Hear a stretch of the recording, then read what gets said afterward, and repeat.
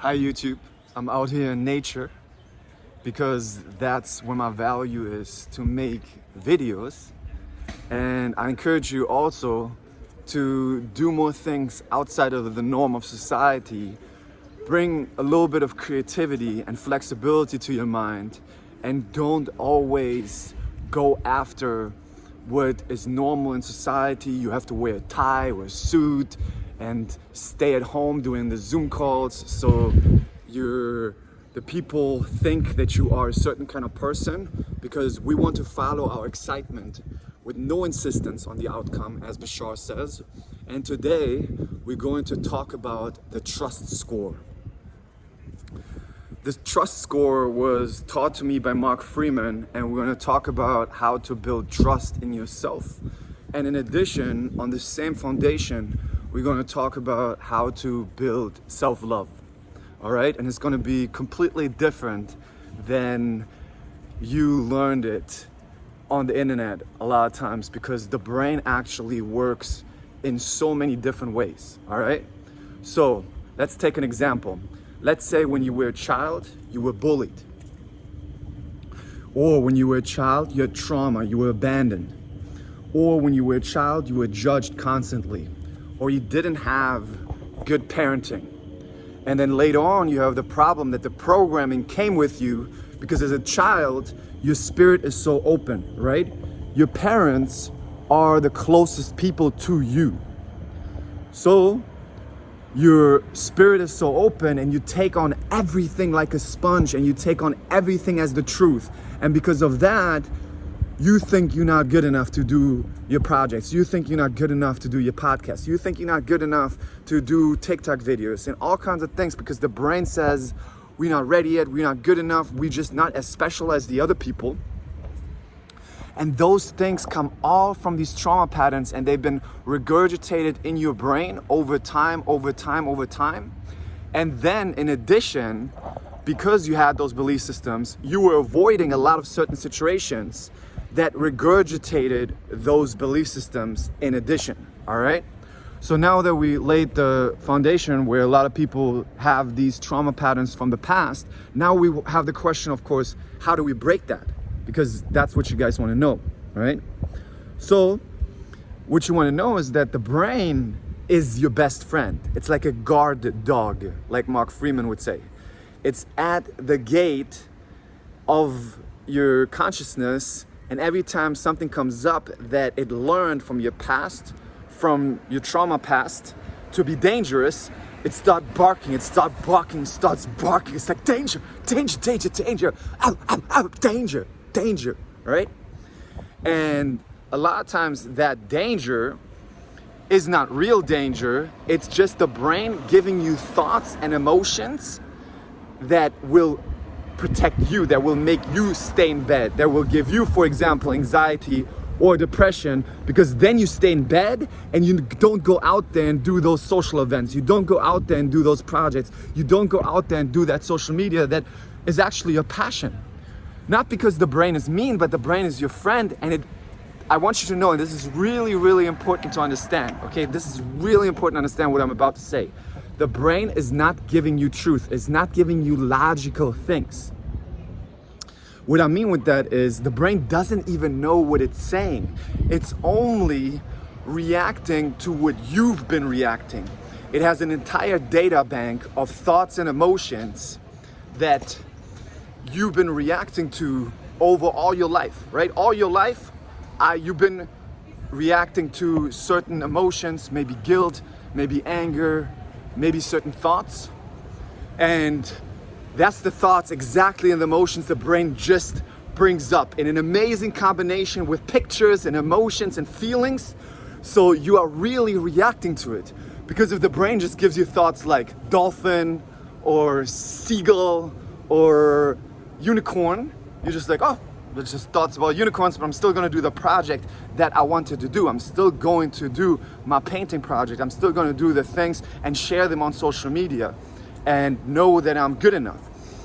But the brain gives you thoughts of, oh, you're not ready yet, you're not good enough, you need to heal your trauma first, you need to do more self-help addictions, you're not ready yet, or you're not good enough, you're just not that type of person, you're an introvert, you're an extrovert. It gives you anything that you will react to, right? It's that guard dog that's barking. So the problem is then that it's not logical. Like, you cannot convince the brain with just telling the brain, hey, just stop giving me those thoughts of anxiety or the thoughts now not being ready yet.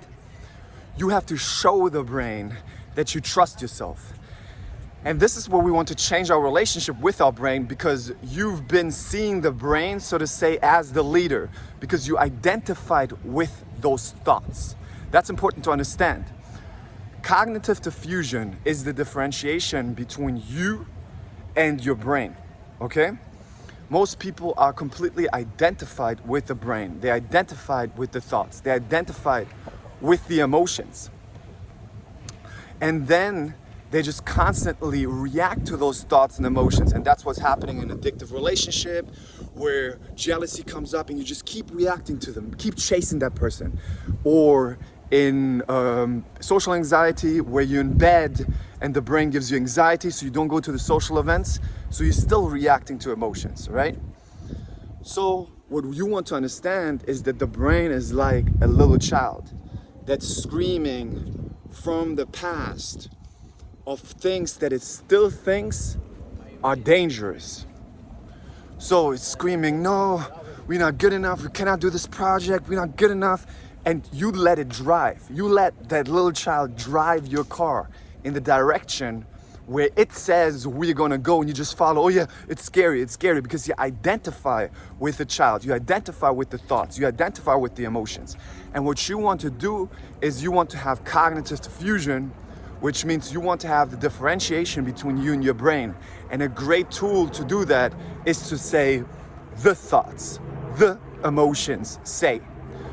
When I work with children, for example, so usually most of the time I work with adults, but I also work with children. I like to, for example, give them like a character name. Like, call your brain or the thoughts or the emotions Mickey Mouse or Bob. Bob says this, Mickey Mouse says that. Because then you create a differentiation and you create more space. And that's really, really important for you to create that space, because if you feel like you identified, you just, oh no, that's me, that's just me. And we want to create more space, okay?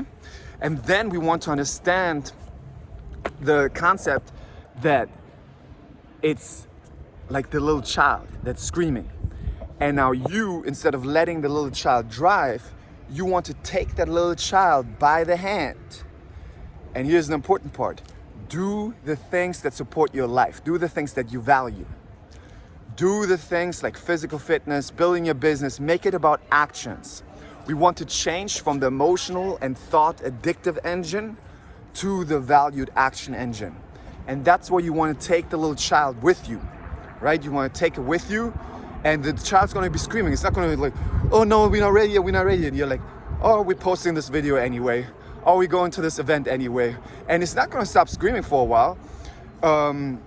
Maybe like weeks or like even like a month. But on some point, the child's like, we've been posting a lot. This is great. Look, we're all successful. This is amazing. I knew this. We were always a genius. We are great. We are confident. We are amazing. I'm sorry I was screaming at you and throwing tantrums and throwing myself on the floor and telling us that we're not good enough. But you were supposed to tell me. You are supposed to tell me what we're supposed to do by your actions, by your behavior. You avoid it. So of course, if you are scared, avoiding it, I'm a little child. I'm even more scared. Are you crazy? But we're great now. This is great. So do you see, by your behavior, keep going and doing the things that you value, you are showing the brain that, and the little child, that you're good enough. And this is where, look, all this point, I'm coming all the way around to the trust score. This is how we build trust. Because by avoiding doing the things that we value, we're showing the little child, no, this must be really scary, because even the adult is scared of it. But by taking it, even when the thoughts, and we want to look at the thoughts and the emotions say, oh, we're not ready yet, you're not good enough, you need to heal first, you have this or that. And by reacting to that, you're reacting to the patterns and you're feeding the patterns.